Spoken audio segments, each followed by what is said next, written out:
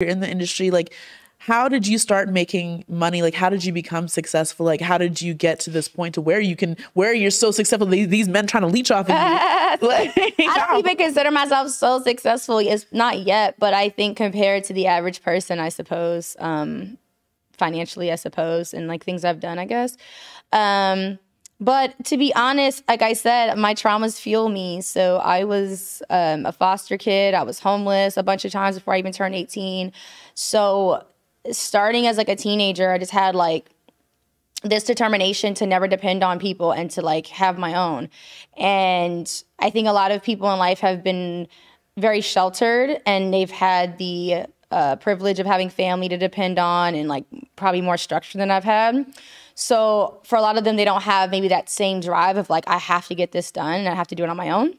And when I aged out of foster care, I immediately had to depend on, random people, like guys that I had dated or knew, to friends, to random family members. And I remember being treated very badly by people when I didn't have my own. When I had to stay with people, people treat you like a dog when you don't have shit. When they know you don't have nothing, when they know you're fully dependent on them and you need them, a lot of people will talk to you like you're nothing. And I remember just never wanting to experience that ever again in life. Once I was determined that once I got out of that situation, I was not going to turn back. So I was willing to do whatever I had to do. So when I was 18, I started stripping, started dancing first. I danced, I had sugar daddies, I did dominatrix work. So I basically went into the line of sex work because I was like already working $8, an hour jobs, and it just wasn't cutting it. I had to come out of I was like, I have to get past all this. So I was doing that. Plus I was doing modeling jobs where I was getting like low $100, $200, doing music videos for $250, thinking I was doing something. Added up. And I think the final straws, I had like this boyfriend I stayed with, and while I was staying with him, he kept calling me out my name, and he kept saying, you don't have nothing. All you got is what's in that suitcase. And he was talking down to me like I was nothing. And I remember I went and started cleaning houses in lingerie, charging $150 an hour. And I was working in this little store making $9 an hour at the same time. I saved up my little money, got myself a room, and I never turned back. I was like, I'm never going to be in a position where I need somebody like that because I'm tired of being talked down to. So I've lived with men who have taken care of me. Like I said, I would never turn back because I saw the way I got treated and talked to, and I had to take it because I was not in a position to open my mouth because it wasn't my house.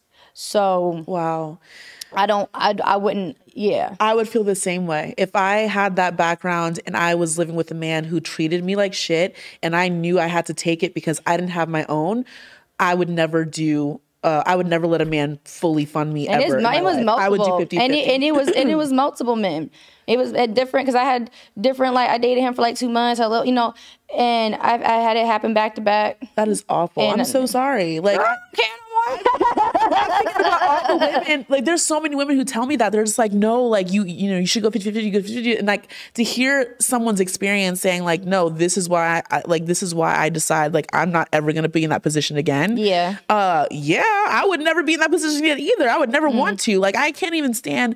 Even now, like I don't have to rely on a man. Thank God, I don't have to rely on a man. But even like in certain situations where I'm dating men and they try to have that kind of control over me, it really bothers me because I'm just like, ew, why do you feel like you need to own me? Like, I'm not. People don't understand. Our grandmothers and great grandmothers were getting beaten and cheated on. So like, I have no problem with women in their own standards. Women can have a man fully financially support them if that's what they want. I just say that like it necessarily wasn't a glorious time. A lot of women were being very cheated on, very beaten, very abused in that time because it was like they were property. They were basically being bought. And when people feel like they've purchased something, they feel they can treat it the way they want to. So that's why I've always wanted to pull my own and have my own so that nobody could use it against me. Like, oh, you ain't got nothing, you need me. And I have even seen my own mother go through it because the first time we became homeless was her ex-husband had put us out. And then we had nowhere to go. So I had that trauma from being younger. That's when I first became homeless. My stepdaddy was like, he got a restraining order on her, got us kicked out. We lost everything, like, that day. The police let me get like a couple little articles of things, but you know, her ex-husband, boom, kicked us out. We had nothing. Then we had to stay with friends. We had to stay with other people. You know what I'm saying? And so we could get our own. And so I had so much instability. Like I said, by the time I was an adult, I was like, nobody's going to hold nothing over my head. Yeah. So I've been in relationships, like I said, where I'm with men. I did have a couple of straight eyes when I was younger, but I did not like it. Now, that's not equivalent to like a relationship, obviously. But even in those type of situations, the way the men would treat me, it was like I was just a purchase. I was just an asset. I felt very unheard in those relationships. I felt very like unrespected, just like I was a little plaything. So I have been more attracted to the men that approach me more on a friend basis. Like they want to hear me talk. They like my opinions. They see me as a person. But unfortunately, like I said, in my experience, a lot of those men have been the same ones that have not wanted to pull their weight with me. So, wow.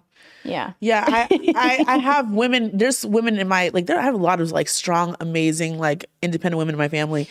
And I have women in my family who were in those situations too. Like they were abused by their ex-husbands and like beaten on, like domestic violence, all of these things. And so after that trauma, they would not ever accept another man that was like a provider type or dominant type or anything like that. They like men who come across as like friend and emotionally intelligent and emotionally supportive and like non-threatening. I don't think guys understand like women like men who are non-threatening, and I don't think that they understand like that they come off threatening, because in their worlds they have a penis and they don't ever have to worry.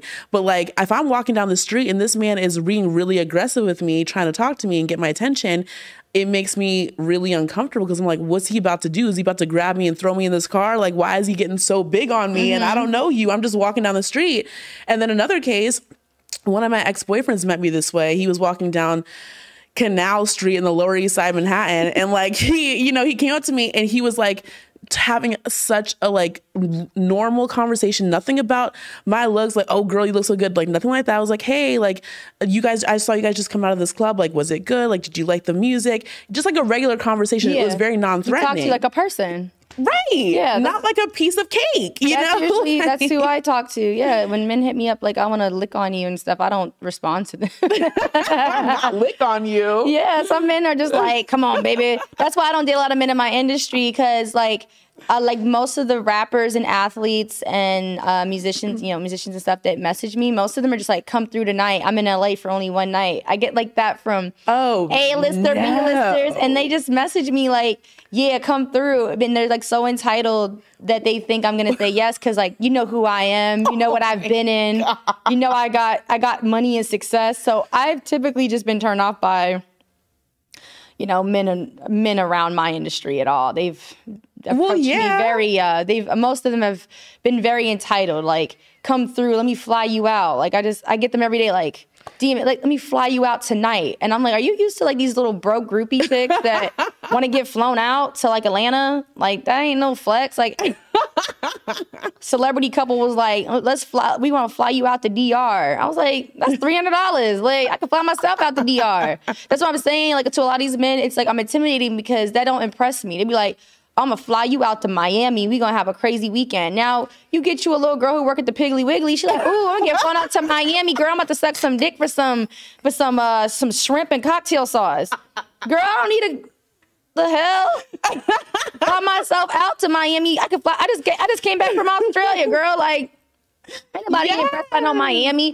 But I'm saying that's what it is too. Like, a lot of those men, they don't, a lot of those like those types of men, they be hit me up like I'm just some like simple thought, like some girl from the strip club or something. Like, ooh, I saw you shaking them things on Instagram, so you definitely the type to do this. I'm like, no, sweetheart. Oh my God. The boldness, though. Baby, no. I perform theater in New York, baby. I do television programs. I'm about to perform on stage with my band. I actually do things. You used to people who don't do much with life, because that's not very impressive.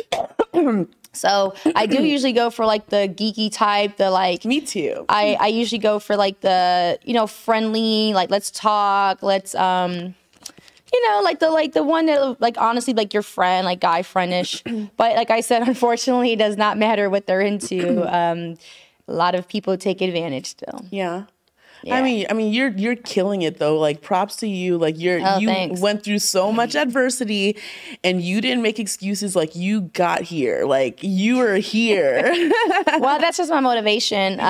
When I was in the group home and stuff, like, a lot of people used it as kind of like, well, my life was, I was dealt bad cards. I'm gonna just, go down that road. I was like, nah, I can't do this. I was like, I want to travel the world. I want to do dope stuff. I just wanted to be bigger than life. I wanted to do cool stuff. So I just kept doing it.